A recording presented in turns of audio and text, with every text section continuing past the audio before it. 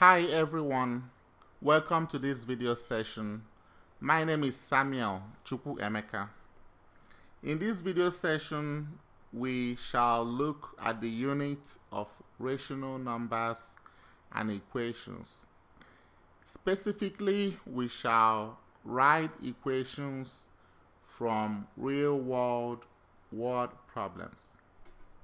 So, we shall be given a real-world problem in English language, and we want to write that problem in math form. They will give us English problem. We will read the problem, we will understand the problem, and then we try to translate that problem into a mathematical form. So this is basically English to math. Let's get started. Let us look at some English phrases and translate them to math before we now go into the complete sentences. When we have a 7 more than a number p, it means 7 plus p. Like if we have 7 more than 5, that means 7 plus 5. Or we can have 7 increased by a number q. It still means the same thing, 7 plus q. We can also have 7 added to a number r. That means 7 plus r. Or we say a number s added to 7. That means s plus 7. We can also have the sum of 7 and a number t. That means 7 plus t. So all these deal with addition, more than, increased by, added to, or sum. Of course, sum is the answer you get after addition. Now let's go to subtraction, and this is a bit confusing, so you will need to be very careful when it comes to subtraction. When we have 7 less than a number p, okay, that means it's p minus 7. It is not 7 minus p. Please take note of that. Like if I have 12 pencils and somebody else has 7 pencils less than what I have, right? That means it's 12 minus 7, which is 5. That means the person has 5 pencils. 7 decreased by a number q means 7 minus q. Now, look at this one very carefully, okay? Let's say I have $30 and the $30 is decreased by $10. Now that means 30 minus 10. It is not 10 minus 30. It is 30 minus 10, which is $20. Okay? Now, if we say a number r decreased by 7, it is r minus 7. 7 subtracted from a number s is s minus 7. You should also be careful here. Subtracted from. 7 subtracted from a number s. That means you have the number s and you have 7 subtracted from it. Okay, you have this number s and then you have 7 subtracted from it. We will have to be careful about this. Subtracted from. Okay, we have to use the correct syntax. Yeah. Now, if we say a number t is subtracted from 7, that means we have 7 and we are subtracting t from 7. So it is going to be 7 minus t. Okay, t is subtracted from 7. You have 7 and you're subtracting t from 7.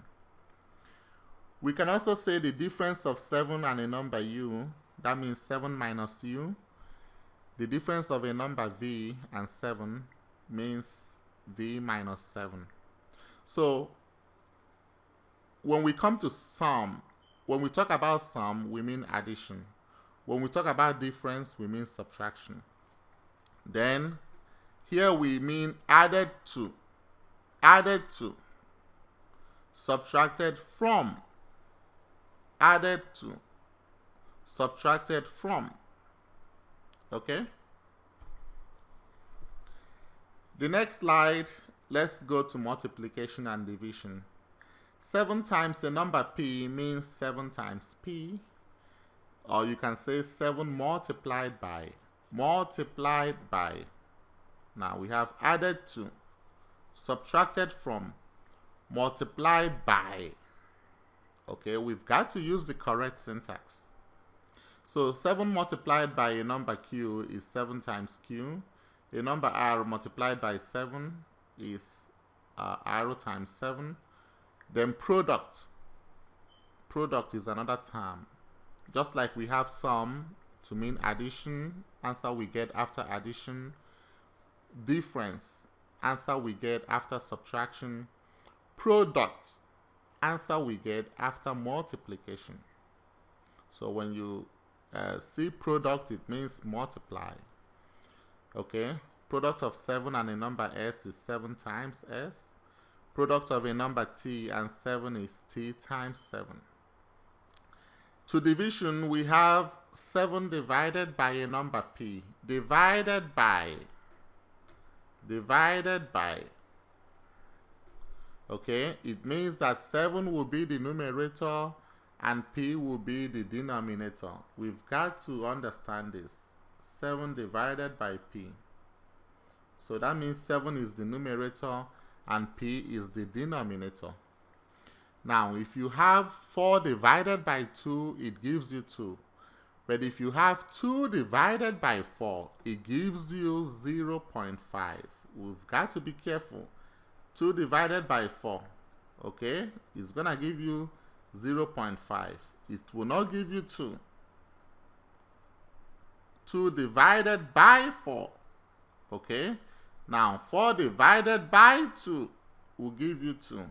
Please be careful about this. And then when you put it in the calculator, the same thing, you've got to be also careful. Recognizing that here, 2 is the numerator and 4 is the denominator. 2 divided by 4. By 4 means that 4 is the denominator, while 2 is the numerator. Here, 4 divided by 2. By 2 means that 2 is the denominator and 4 is the numerator. Please take note of this. Okay? Now, a number q divided by 7 is q divided by 7. In that case, q will be the numerator and 7 will be the denominator. Now, what if you say 7 divide a number r? Okay? Now, here, back to here, we can say 2 divided by 4, or we can say 4 divide 2. Now, assuming you're setting up your division process, okay, you can say 4 divide 2, okay, or you say 2 divided by 4. Now here it will be 4 divided by 2, or you can say 2 divide 4. 2 divide 4. Okay, let's take note of this syntax. It's gonna help us. 4 divided by 2, or you say 2 divide 4. Yeah. So 7 divided a number r means r divided by 7. A number s divides 7 means 7 divided by s. Then quotient. Quotient is another term. Quotient. Quotient of 7 and a number t means 7 divided by t. Quotient is the answer you get after division. Quotient of a number u and 7 is u divided by 7. Of course, anytime you see is, or you see equal to, or equals, it means equal sign. Yeah. In word problems, you will see is a lot. Is this, or is the same as this. It means equal to. Next slide, let's look at consecutive. Consecutive. Assuming we say 3 consecutive integers beginning with 3. Okay, consecutive means the next one. Okay, following the previous one, the next one immediately is the consecutive one. So if we have 3 consecutive integers starting with 3, it means we start with 3. So 3, you write 3. Then the next number is 4. The next number is 5. What of the negatives? Now, some folks get confused here when it comes to negatives. Now, for the negatives, let's take a quick look at the real number line. And that reminds me, please, prior to viewing this video, please make sure you view the video on rational numbers. Now, remember the number line. 0 separates the positive numbers from the negative numbers.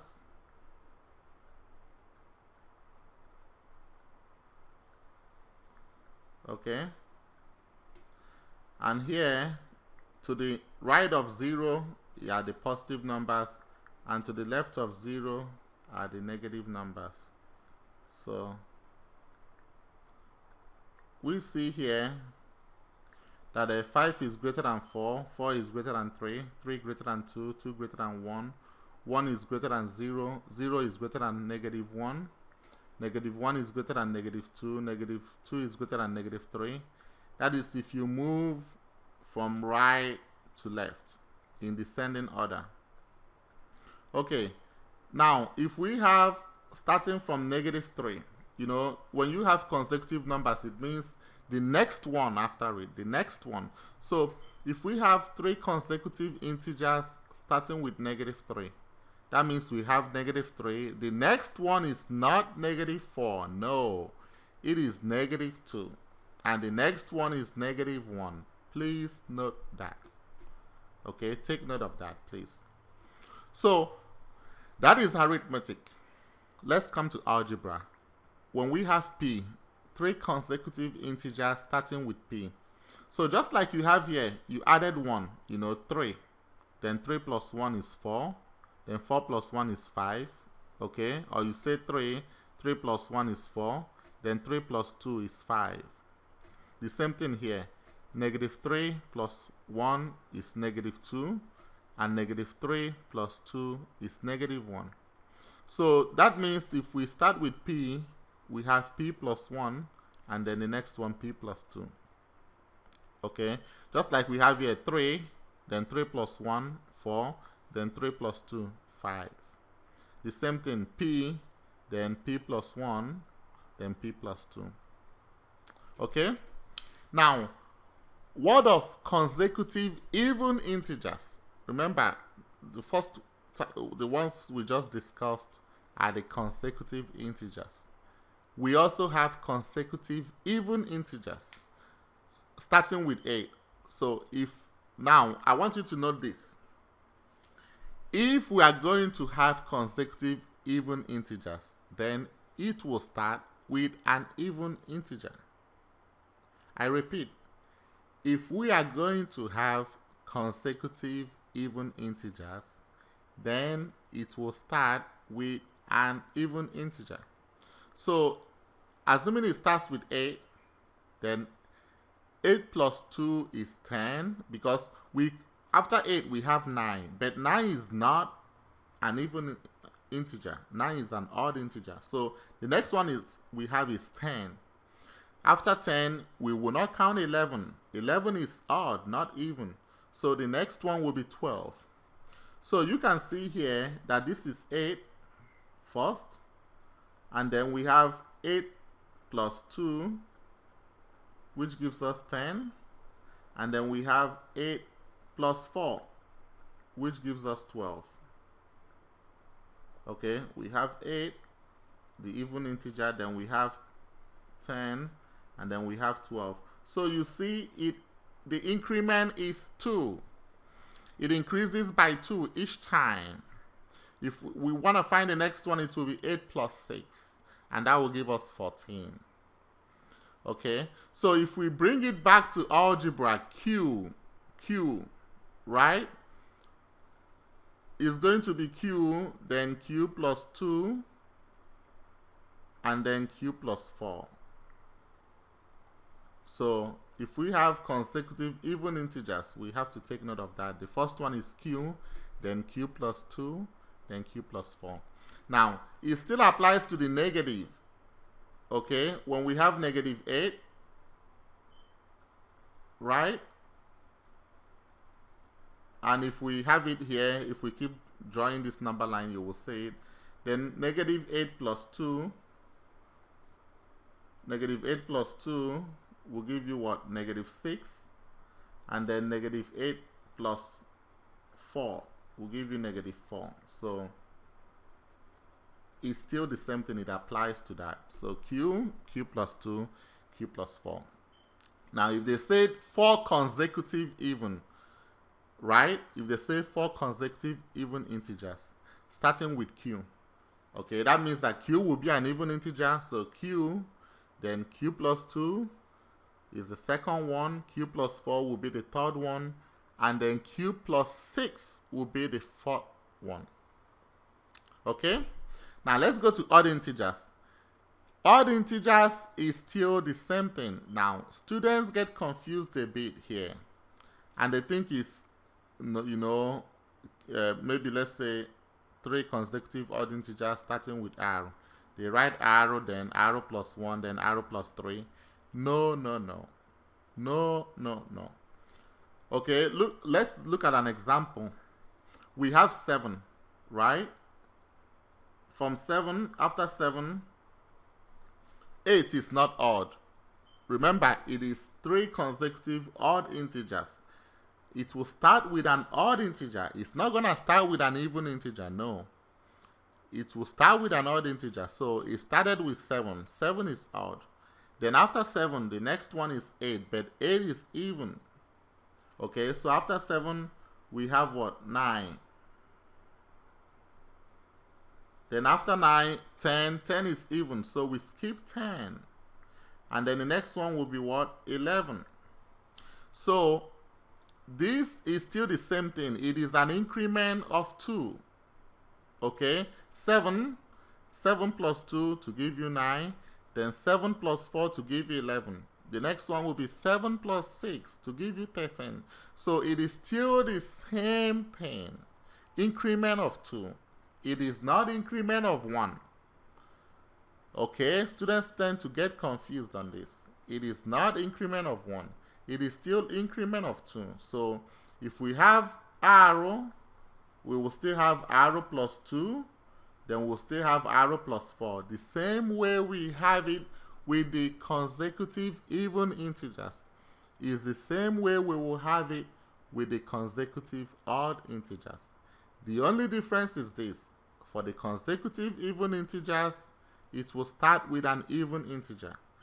For the consecutive odd integers, it will start with an odd integer. But it is still the same way. Increment of 2. The same thing applies to negative 7, to a negative odd. Negative 7 is the first one. Negative 7 plus 2 is negative 5. And negative 7 plus 4 is negative 3.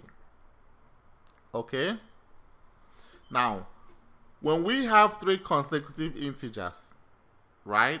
So we have p plus 1, p plus 2. The smaller of those 3. Now, this is like the positive integers, positive. The smaller of those 3 is the p, right? Then the middle is what? P plus 1. And then the larger is p plus 2. Okay? So, well, it applies to both positive and negative as well. So when you have 3, 4, 5, the smaller is the 3, the middle 4, the larger 5. Okay, and here you have smaller is negative 3, middle is negative 2, and larger is negative 1. So let's take note of that. P, whether it is positive or negative, the smaller will be P, the middle will be P plus 1, and the larger will be P plus 2, just like you have it here. Okay, then if we have 5 consecutive odd integers, 5 consecutive odd integers, so what will be the middle? Median means middle. What do you think will be the middle? Okay, if we have 5 consecutive odd integers, so if it begins from p, so we have p, then we have p plus 2, then we have p plus 4,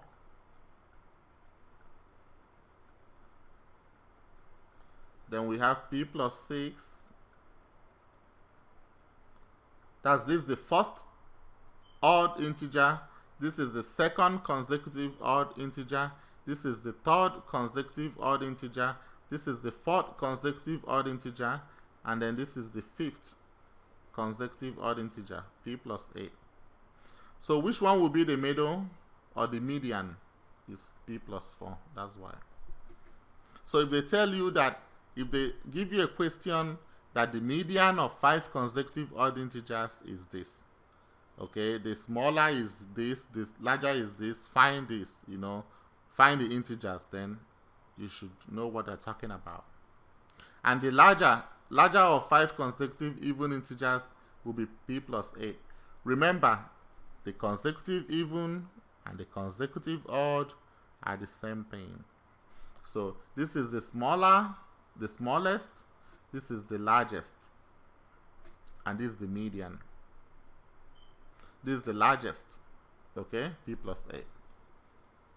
Now the next one, the sum of 3 consecutive integers is 12. So how will you write it? The sum of 3 consecutive, this is not consecutive even, so this is just 3 consecutive integers is 12. So the first one is p, then p plus 1, then p plus 2, which gives you 12. The next one, the sum of 3 consecutive even integers, even, is 12. So we have q, the next one q plus 2 plus q plus 4. Remember, sum means addition. Remember, sum. So the next one, sum of 3 consecutive odd integers is 12. The same thing. Okay. Then twice a number p means 2 times p. Double a number q means 2 times q. Thrice a number r. Thrice means 3 times. 3 times r. Or you can say triple a number s is 3 times s. Quadruple. Quad means 4. Quadrilateral. Quadrilateral has 4 sides. Okay. Quadruplex, a set of 4 twins and the rest of them. Okay, so quadruple means times 4. 4 times t, 40. Now if we have 5 less than twice a number p, now remember twice, now sometimes we might need to start from the backward. We might need to start backward sometimes. Okay, with word problems, sometimes we might need to start backward. If we start backward from this, 5 less than twice a number p. So we first of all find twice a number p, which is 2 times p. Okay, then 5 less than 2p. This means 5 less than 2p, which means 2p minus 5. Remember that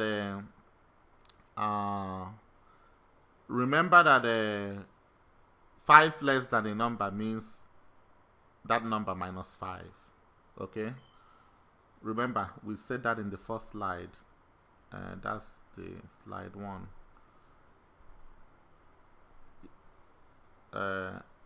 7 less than a number p means p minus 7. So just take note of that. Okay. Then 4 more than twice as many tickets t. So first of all, we walk backwards here. We do twice as many tickets t will be 2t. And then 4 more than 2t is 4 plus 2t. Okay. All right. Let's now go into problems. Let's do some problems. Just write. Do not solve. Translate the English to math. use an appropriate letter as the variable. A number decreased by 5 gives 3. So let's say the number is P, decreased by 5 is 3. Number decreased by 5 gives 3. That's question 1. Pretty easy, huh? The next one. African elephants can weigh up to 16,500 pounds. They weigh about 1.5 times more than the Indian elephants. What is the weight of an Indian elephant? Usually when you're given a word problem like this, the first thing you want to do is, okay, let the weight of the Indian elephant be P or I or K or E, you know. That's the first thing you want to do. What are you trying to find? Assign a variable to it. Whatever you're trying to find, assign a variable to it. In this case, our variable is P.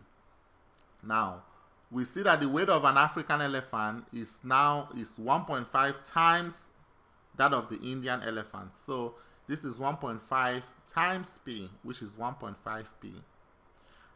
And those African elephants weigh up to 16,500 pounds. So that means that 1.5 P is equal to 16,500. And then you can solve for the P to find the weight of the Indian elephant. Question 3. A gallon of water is 4 times as much as 1 quart. A gallon of water weighs about 8 pounds. About how much does a quart weigh? So, as usual, we say let the gallon of water be G, let the quart be K. Because in this case, they talked about two variables. They talked about gallon and they talked about quart. So we see that that the gallon is about 4 quarts. A gallon is about 4 quarts. 4 times as much as 1 quart. And that gallon is what? 8 pounds. So that means that the 4 quarts is equal to 8 pounds. So we can now find what 1 quart is. Of course, 1 quart will be what? 2 pounds. Question 4. Observe the following scenario. Jimmy came back home and was crying. His mother asked him why he was crying. The following conversation started. Jimmy: Mom, a dog ate 5 of my muffins. And then the mom said, Really? What happened? Why? That was a quarter of all the muffins I prepared for you today. And the question is this. How many muffins did Jimmy's mom give him? Okay, so we don't know the number of muffins. So what do? We assign a variable. Let the number of muffins be M. Then a dog ate 5 of those muffins, and those 5 muffins are a quarter of the entire muffins that Jimmy's mom gave him. So a quarter of M will be 1/4 times M, which is 1/4 times M. And that is equal to 5 because a quarter of those muffins is equal to 5. Remember, the dog ate 5 of the muffins, and that is a quarter of those muffins. So what do you think? How many muffins do you think she gave Jimmy?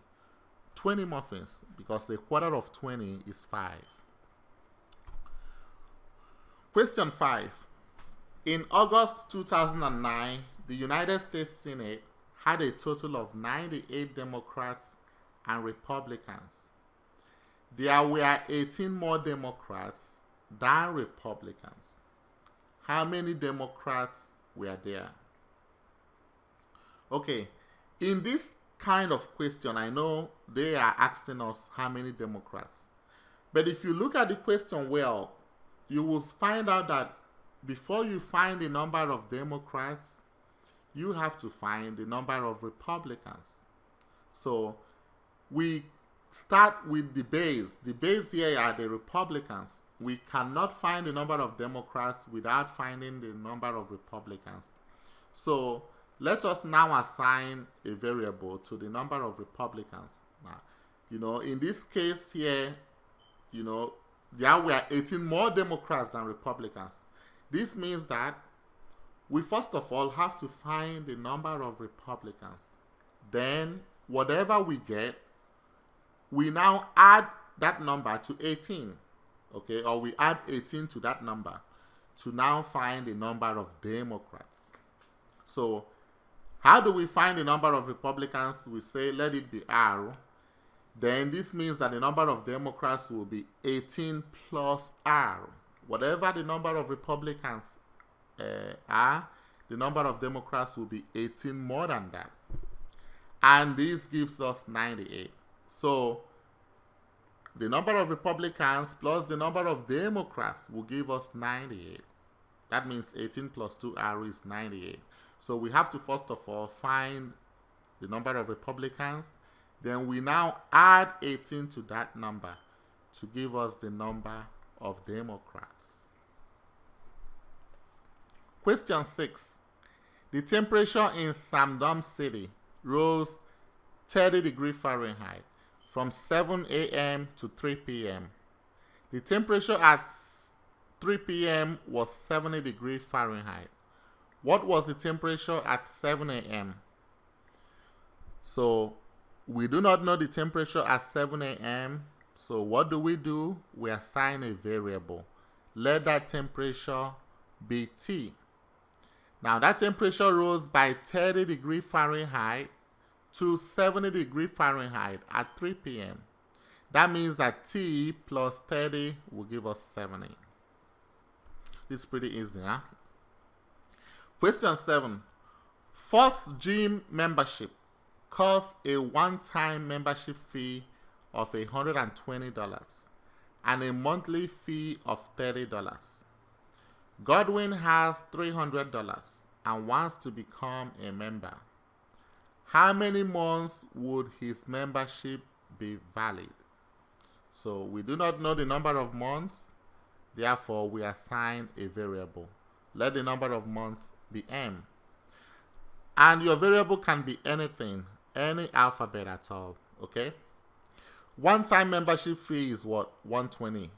So that is fixed. The fixed cost is $120. Now, the variable cost, a monthly fee of $30, right? It means 30 times M, depending on the number of months. If he stays for 1 month, he will pay, 120 plus 30 times 1, which is 120 plus 30, which is 150. If he stays for 2 months, it will be 30 times 2, which is 60. Then 120 plus 60, which is 180, and so on. So a monthly fee of 30 M means of $30 per month means $30 times M, which is 30 M. So we now have that the fixed cost, which is $120, that's a one-time membership fee, plus the variable cost.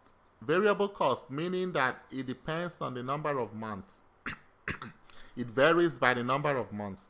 So 30 M will now give us 300. So if he has $300, how many months do you think he will become a member? That is the equation there to solve it. Question 8. The sum of 3 times a number and 7 more than the number is the same as the difference of -17 and twice the number. Find the number. Now, with this question, you might look at it and say, oh, no, you're not going to attempt it. Some students, when they look at question, they see word problem. Sometimes if the word problem is too long or does not make sense to them, they just skip it. Please, that is not the way to do. Let's do this, okay? First of all, if you have this kind of question, this is what you do first. Let's identify the is. The is equal. This is the is equal. So the equal usually separates the left-hand side from the right-hand side. Okay, that's the equal. It separates the left hand from the right hand. So once you see this kind of question like this, you know, not all questions are like this, but if you see the kind of questions like this, first of all, identify the equal. Then let's start with the left-hand side. The sum of 3 times a number and 7 more than the number. So what do we have here? Let's break it into simple sentences. You know, in English language, you have simple sentence, compound sentence, complex sentence.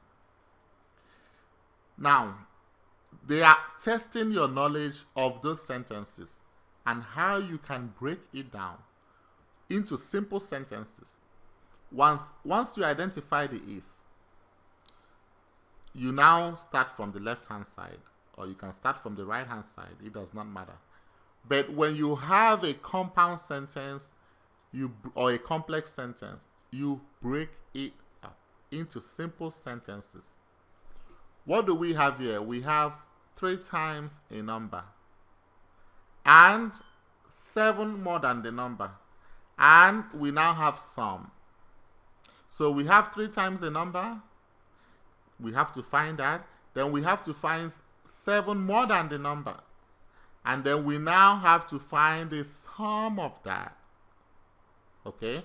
So we have 3 times the number will give us 3 times n. Let the number be n.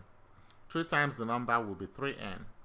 Then 7 more than the number is 7 plus n. So the sum of these 3n and 7 more than the number will give us 3n plus 7 plus n. This is the sum here. This plus sign is the sum. So that is the left-hand side. Now let's go to the right-hand side. Is the same as the difference of negative 17 and twice the number. Here, before you do the difference, first of all, you have negative 17 first, and then you now have twice the number. So we have negative 17, and then we have twice the number is 2n, 2 times n, which is 2n. Then the difference of that, difference of negative 17 and 2n will now give us this. Negative 17 minus, this is the difference here, minus 2n. So you now combine them, okay? 3n plus 7 plus n will be negative 17 minus 2n before you now solve. Okay? Question 9. If 21 is subtracted from 12 times a number, the result is 27. Find the number. In this case, we identify the is. The is the equal sign, which separates the left-hand side from the right-hand side. The right-hand side is 27. That's the right-hand side. Okay? Now, the left-hand side is this. 21 is subtracted from 12 times a number. Sometimes you will need to work backwards. Like I mentioned earlier, you might need to work backwards sometimes. First of all, you do 12 times a number first, and then you subtract 21 from that. Okay? You know, with word problems, sometimes you don't just walk straight forward like that. No. Sometimes you might need to interpret it and walk backwards. Yeah. First of all, you identify the is. You know, in some of these problems now, all problems are not the same. They twist questions a lot, but the main thing is to understand it. Yeah. So in this kind of questions, you identify the equal sign is, which separates the left-hand side from the right-hand side. Okay, the right-hand side is 27 already, so we don't have problem with that. Now, from the left-hand side, you might need to walk backwards. You first of all do 12 times the number, and then you now subtract 21 from that result. Okay? So 12 times the number is 12n. then 21 subtracted from that result is 12n minus 21, and that gives us 27. Question 10. Can you guess my age? Okay, I'm not gonna say my age, but if you can solve this, then that means you know my age now. Okay, 300 reduced by 3 times my age is 207. How old am I? Okay, reduced by still means decreased by. Remember, we did decreased by. It can be decreased by. It can be reduced by. It is the same thing. Decreased by, reduced by. It is the same thing. So, how are you going to do this? We can separate. We find the is, which is the equal sign, which separates the left hand from the right hand. Now, the right hand is what? 207. There's no problem with that. On the left hand side, 300 reduced by 3 times my age. So, do I know my age? I do not. So, what do? I assign a variable. Let my age be A. So, you first of all do 3 times my age. You work backwards. 3 times my age. And after doing that, then 300 reduced by that, okay, means 300 minus 3a. Remember what we did in the beginning slides. Decreased by, okay, subtracted from, you know. So just go over that very well. So 300 reduced by 3a means 300 minus 3a. It is not 3a minus 300, no. It is 300 minus 3a equal to 207. And then if you want to find my age, you solve it. Okay, so we shall stop here for now, and we shall continue part 2 in the next video. Thank you for listening, and you have a great day.